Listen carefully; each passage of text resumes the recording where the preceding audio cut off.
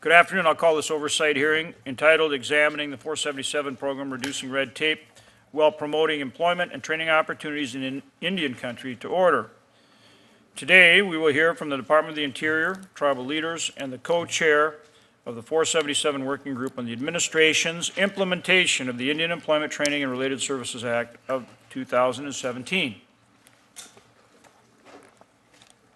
Signed by President George H.W. Bush in 1992, Public Law 102-477 enabled tribes to coordinate and integrate employment and training programs administered by the Departments of Labor, Interior, Education, and Health and Human Services. This consolidation initiative is referred to simply as the 477 program. The 477 program began as a demonstration project aimed at creating employment opportunities in Indian Country by utilizing the principles of tribal self-determination and reducing unnecessary federal bureaucracy. The lead agency to coordinate the 477 program is the Bureau of Indian Affairs within the Department of the Interior. At BIA, the Division of Workforce Development and Office of Indian Services is specifically charged with coordinating the 477 program. Under the 477 program, participating tribes and tribal organizations are able to integrate employment, training, and related services from federal agencies into a single plan. The existing arrangement allows non-interior tribal funding that is intended to be used for employment-related services to be sent to the Department of the Interior so tribes are able to receive all employment services funding in one transaction. This consolidation of federal programs allows tribes to shape plans that address the unique needs of their communities and reduces federal bureaucracy.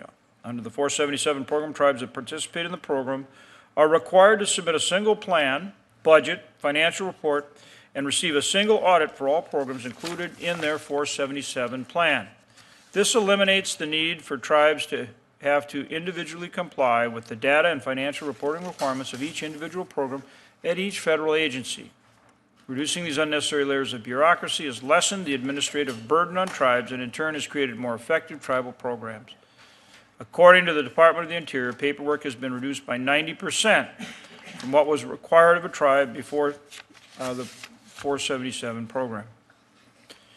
Despite the program's success, federal departments are hesitant to integrate 477 programs. While many issues were resolved through the 477 work group, disagreements related to funding transfers and reporting requirements have remained.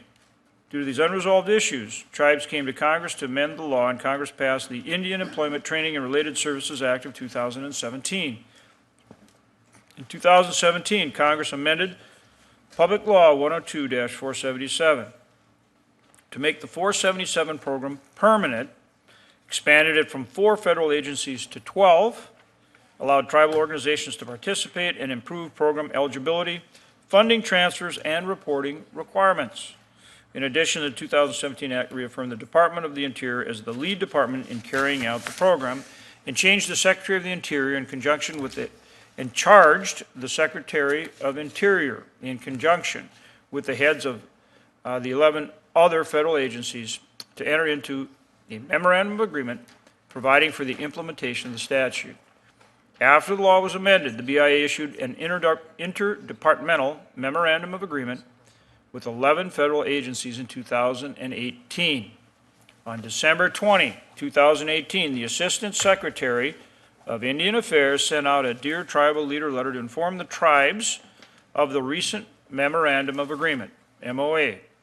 After the release of the Dear Tribal Leader letter, tribes began voicing concerns that the memorandum of agreement was not in compliance with the amended law. There is still a great deal of uncertainty about how this memorandum of agreement complies with the law that Congress passed. Hopefully today's oversight hearing can resolve the issues between the law that was passed and the agreement that was signed. We'll now turn to Vice Chairman Udall for your opening remarks.